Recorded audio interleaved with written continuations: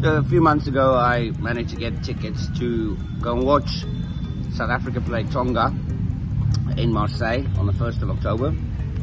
And I thought, well, I don't know anything about Tonga or about their rugby.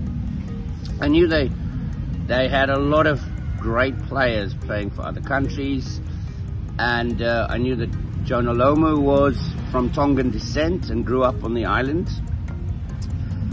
But apart from that, really very little. So I thought, well, I'm going to fly halfway around the world to come and see for myself how they produce so many incredible players with a tiny player pool. Now, the IRB reckons they've got like less than 1,000 players. Having spoken to some of the Tongan officials now, they reckon about 3,000 adults play rugby on the island. The population is only like 110,000 people on the entire country. So it's just incredible that they can produce these world-class players consistently. And with the change in the IRB rules that they can now use some of those foreign players in the team, I thought it's going to be a hell of a challenge for us to play against them.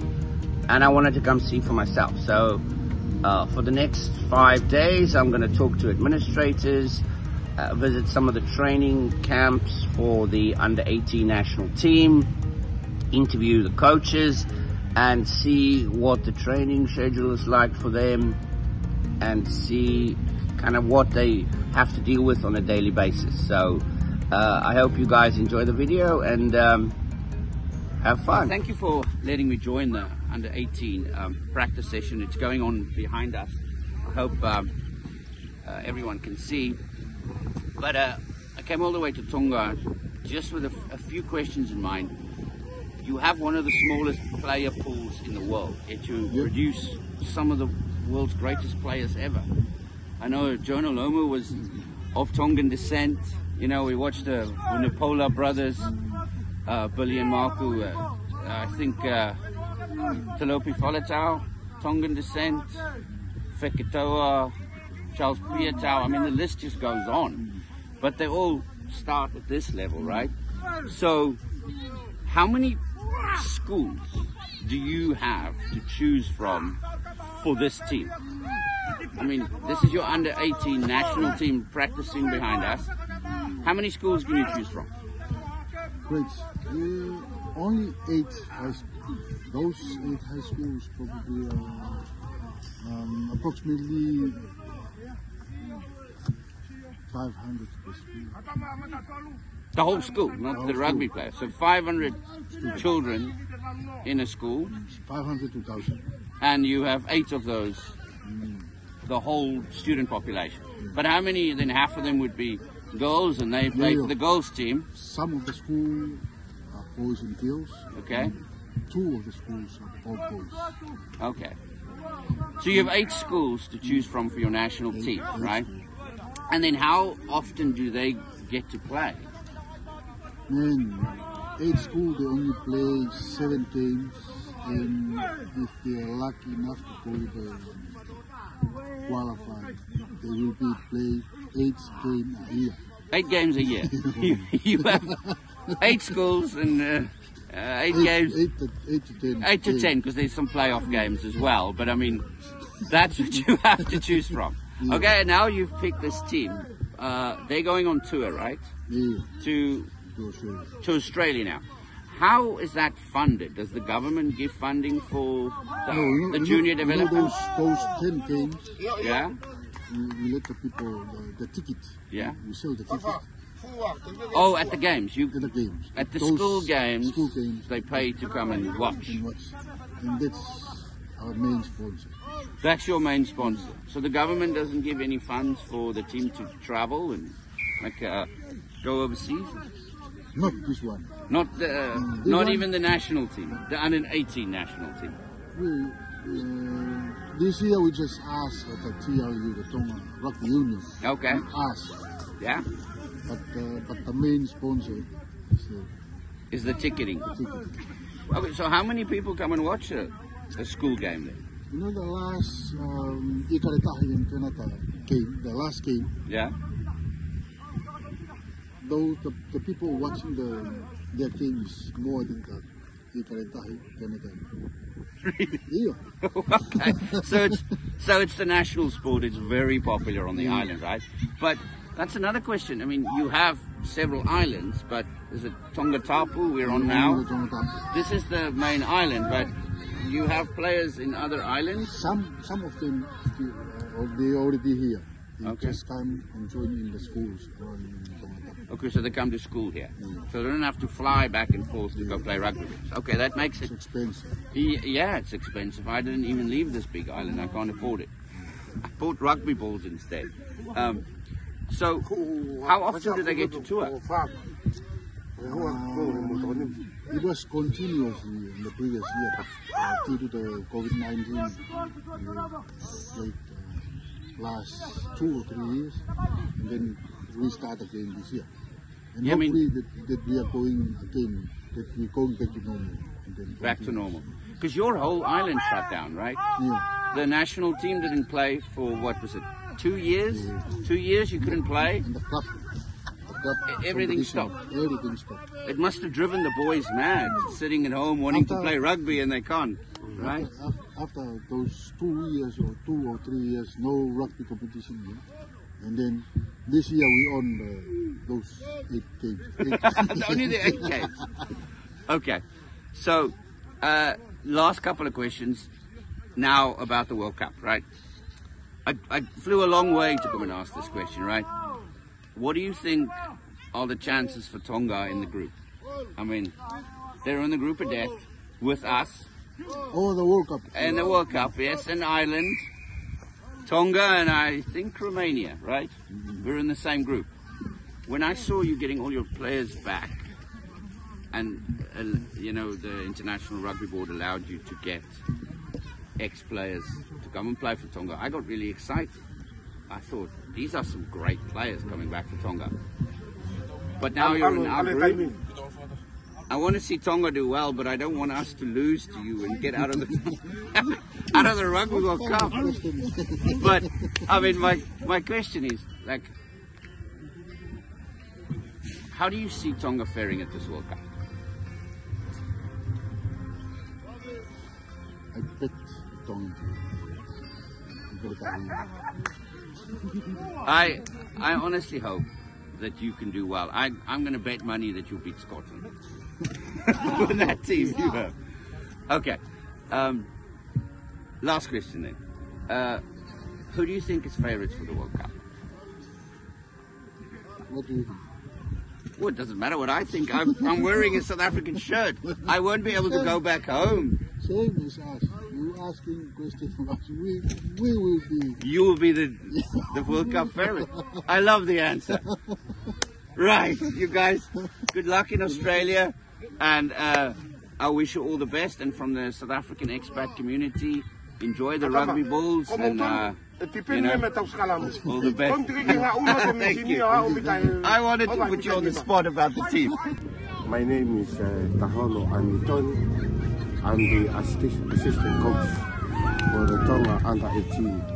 We'll be touring to Australia this month on the 11th.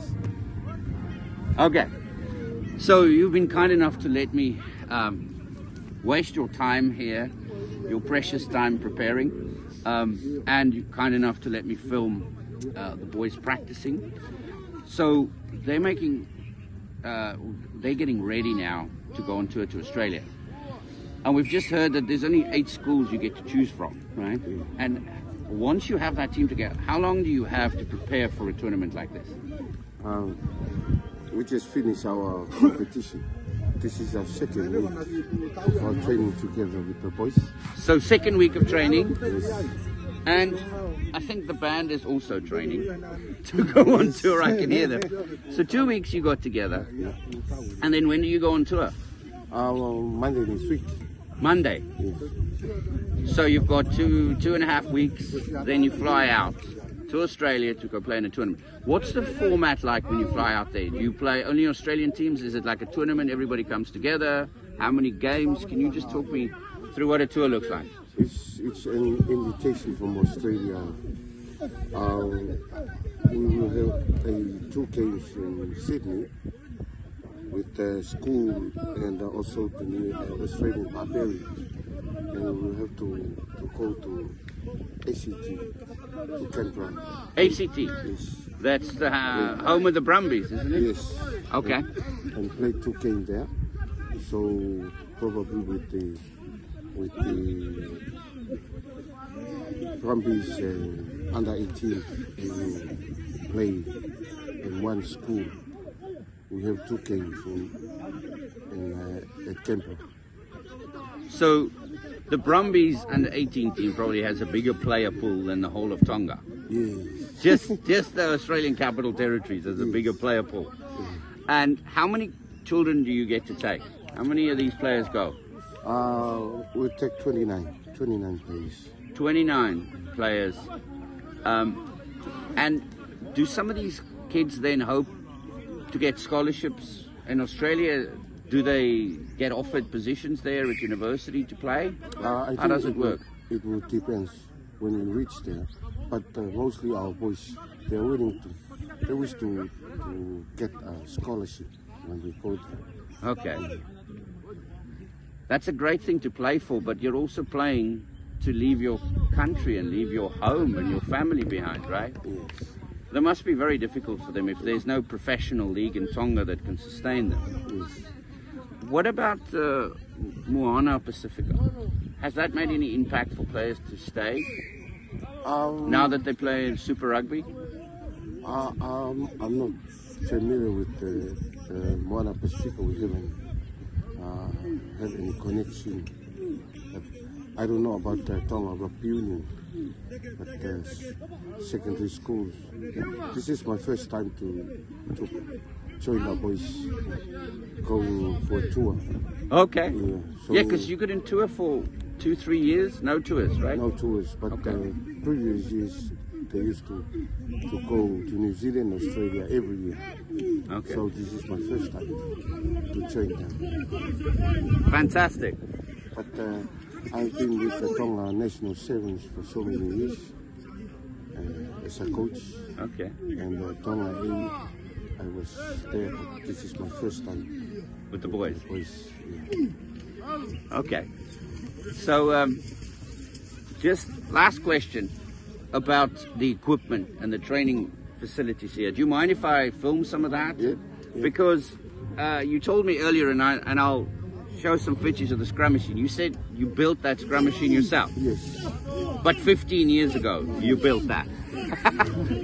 I mean, I'm going to film it now. We can watch the big boys absolutely monster it right next to us. But 15 years, Yes. and you must have repaired that a few times. Yes, last year I brought it down because it was too high. So I cut it and... Yeah, we don't want them to scrum too high, especially Yes. against us. Yes. They've got to go in low, okay? That's why So you lowered it, Mm. and now it needs a few new pads. Yes. But it works, right? Whatever you have here, you make it work. Yes. But I'm sure there's a few things that you that we can help with as an international rugby community. What are the most important things that you would need here to help improve these kids' training? I think, every player needs to go to a gym. But we don't have here. That's why we got the weights and we use some to use their body weights just to replace the gym. Yeah. Shannon Frizzell was schooling here. Yeah. And this area he used to use it for his training. So Shannon Frizzell trained on this ground, Yeah. right here in Tonga. And he ran us to pieces in New Zealand when we played New Zealand there.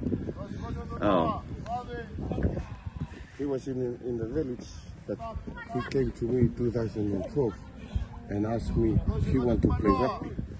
okay. If I can help. In 2012? 2012.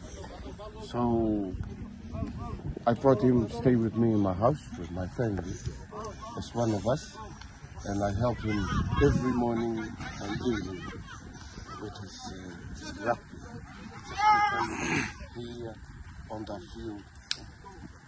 And now look where he is, Yes, playing for the All Blacks. playing for the All Blacks.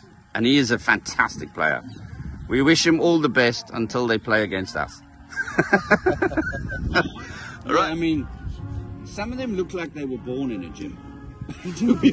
You want them to get even bigger? No, I understand. Okay, so there's no gym facilities on the island here that they can go to. We do have, but we can't afford to pay the gym for the boys to. So it's gym membership. There's a private gym, Yes.